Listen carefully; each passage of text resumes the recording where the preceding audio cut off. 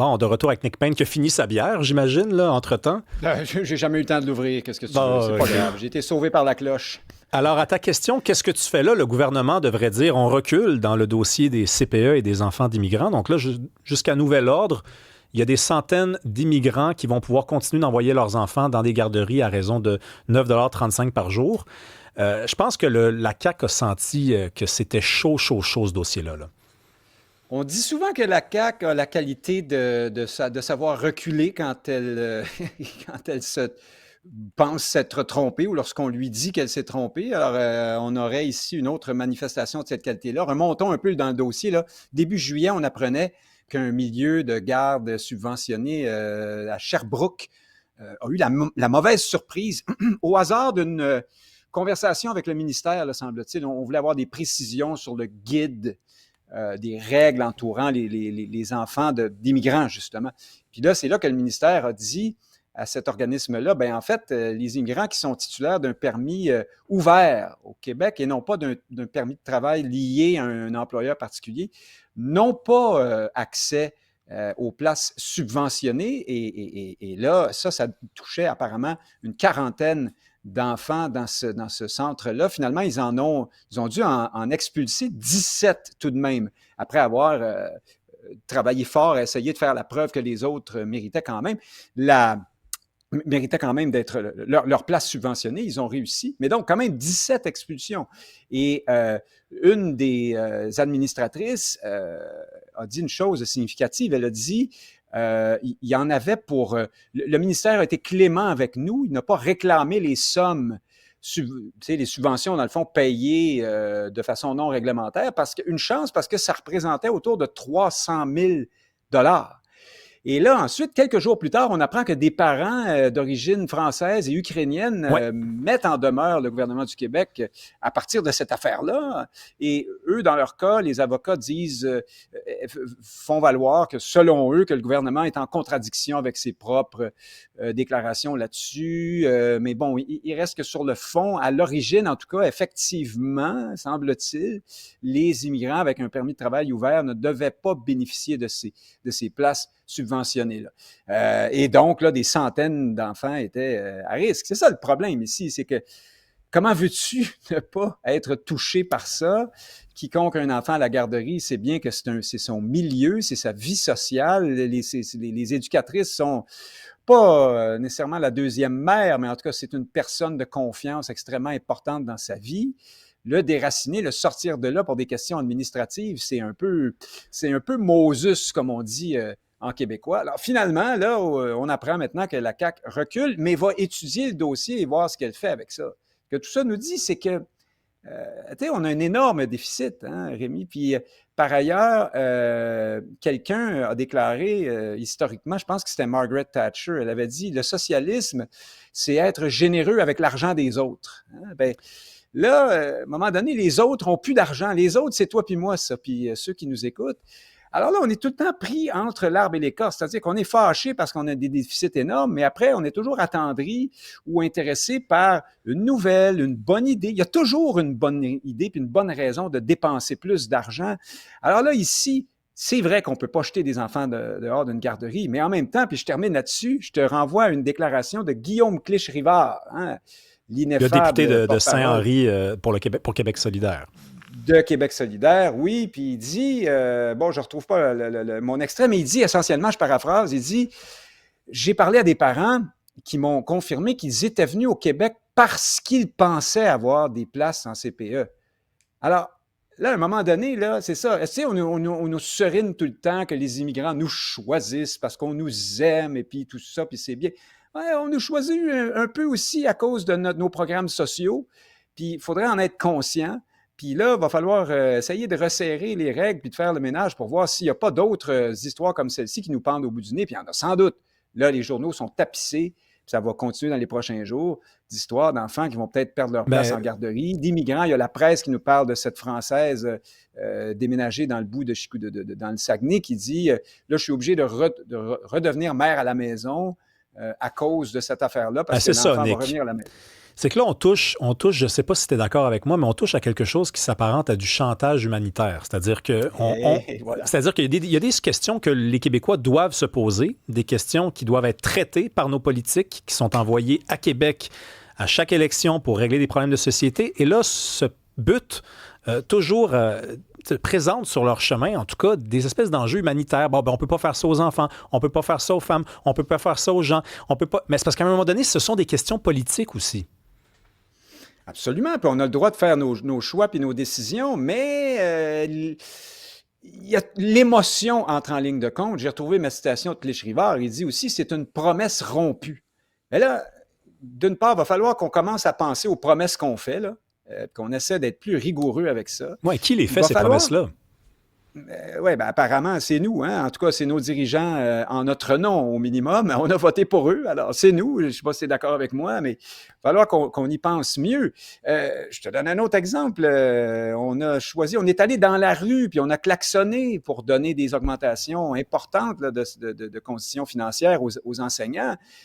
Après, on s'étonne qu'on ait un déficit record, encore une fois. Là.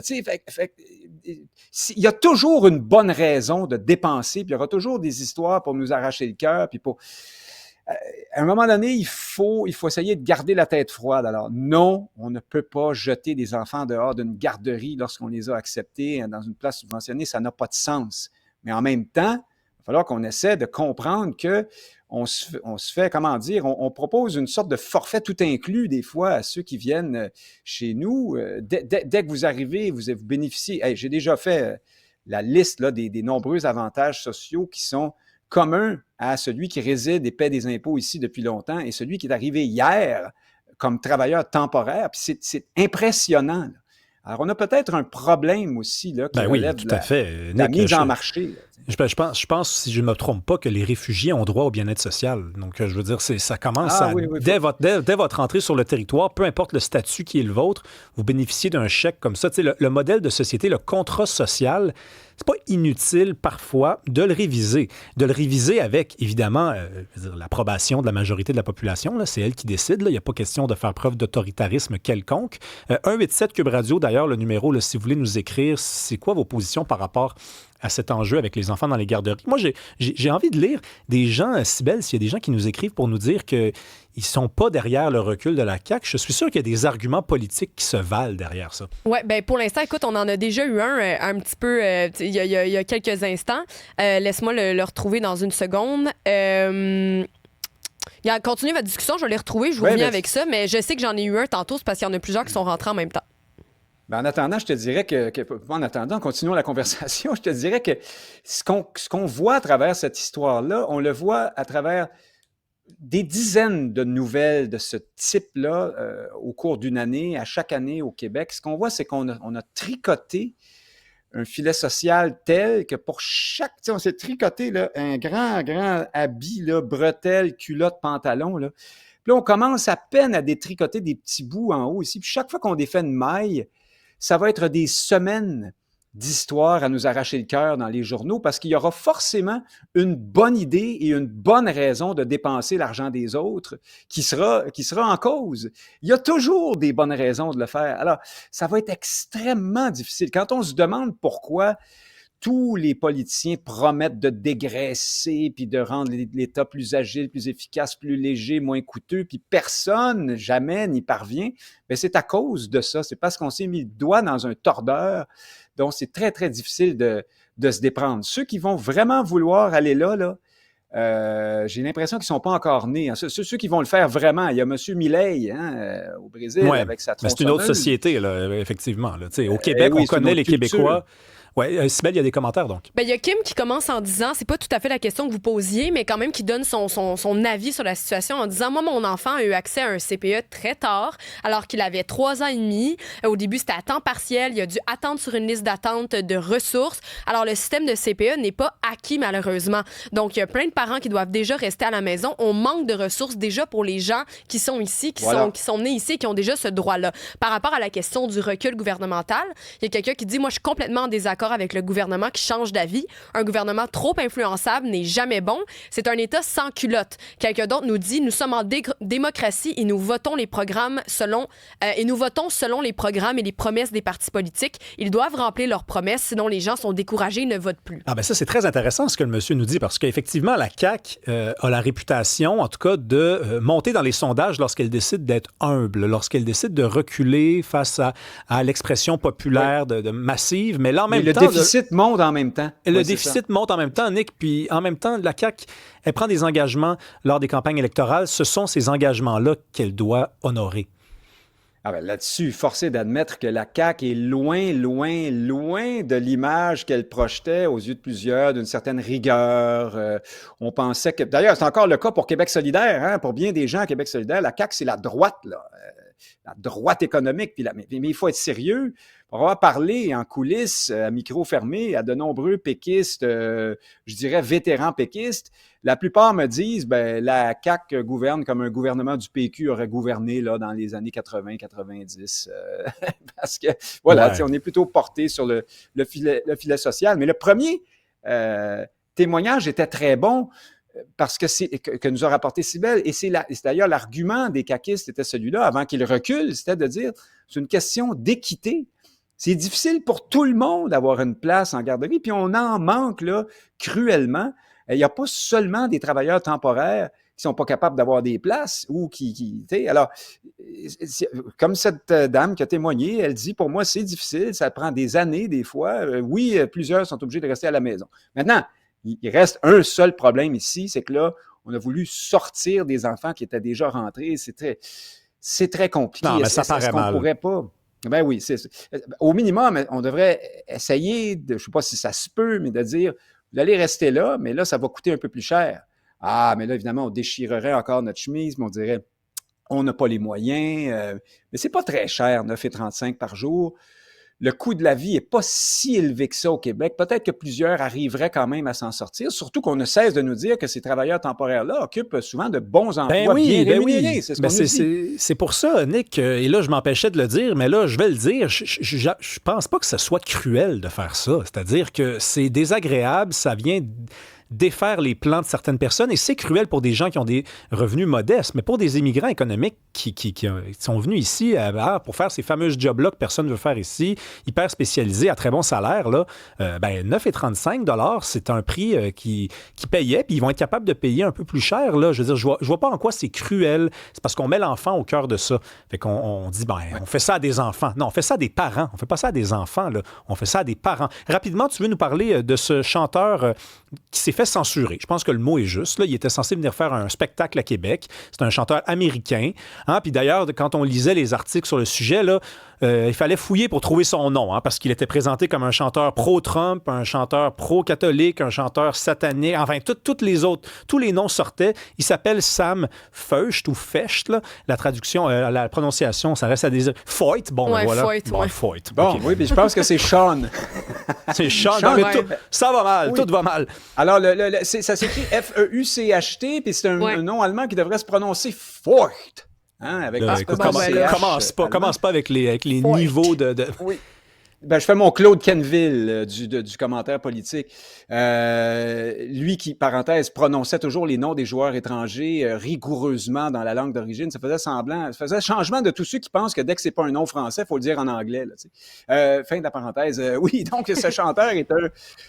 Bon, écoute, c'est sûr que c'est un hurluberlu à bien des égards, puis il dit des horreurs, notamment sur l'homosexualité. Tu sais, l'homosexualité, là, ça ne fait pas débat sur l'idéologie comme les affaires de genre et puis de LGBTQ+, 2E, tout le bazar. Là. On n'est pas dans les mêmes tales, si on veut. Et lui, il met tout ça ensemble et on rejette tout en bloc. Et c'est sûr qu'il dit toutes sortes d'horreurs. Il dit aussi des choses...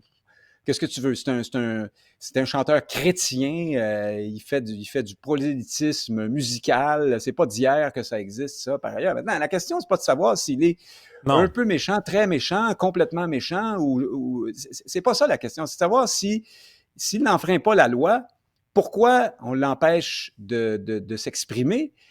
Ben, il n'y a pas de bonne réponse à cette question-là. Il n'y en a pas de réponse. On ne peut pas justifier ça. Et ce que je trouve, moi, ce que je voulais mettre en parallèle ici, c'est le fait que ceux qui le déprogramment, hein, notamment dans la belle ville de Québec, l'administration municipale dont on connaît l'orientation idéologique, très, très, très à gauche, Plutôt. mais ce sont les mêmes personnes qui le déprogramment, donc parce qu'il dit des choses contre les LGBTQ et les traits, bon, ainsi de suite. Ce sont les mêmes personnes qui montent toujours aux barricades et qui défendent bec et ongle les revendications de groupes religieux, souvent fondamentalistes, dont la doctrine contient exactement tout ce qu'il y a dans le discours de Voigt et plus. T'sais. Alors, quand c'est une religion qui vient d'ailleurs et qui a le sceau de l'exotisme et de la diversité, ah là, c'est correct, on célèbre, on est capable de tout accepter, et j'en suis.